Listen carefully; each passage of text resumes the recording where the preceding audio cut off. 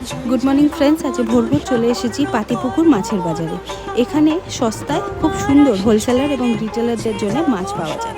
আজকে আমাদের বাড়িতে ছিল রান্না পুজো, আর তারই কিছু মেনু তোমাদের দেখিয়ে দিই। আমাদের রান্না পুজোয় হচ্ছিল চিংড়ি মাছ ফ্রাই, কাতলা মাছ ফ্রাই, ইলিশ মাছ ফ্রাই, এছাড়াও প্রচুর সবজি ছিল ফ্রাই করা। ডাল শুকনো হয়েছিল, খেসারির ডাল ইউজ করা হয়, আর পুঁই শাক দিয়ে, আলু দিয়ে, কুমড়ো দিয়ে, মাছের মাথা দিয়ে একটা চচ্চড়িও হয়েছিল। এছাড়া যেটা হয়েছিল সবার প্রিয় মালপোয়া। আমাদের এই রান্না পুজোর নিয়ম হচ্ছে সারা রাত ধরে রান্না হবে, তারপর প্রত্যেকটা রান্না ঠাকুরের সামনে পরিবেশন করে রাখা হবে আর ভাতে জল ঢেলে দেওয়া হবে। পরের দিন বলতে গেলে সারা দিন ধরে আমরা এই পান্তা, ভাজা, ডাল শুকনো এইসবই খাবো। উনুন জ্বলবে না বাড়িতে, ইভেন চাও কিন্তু উনুনে হয় না সেদিন।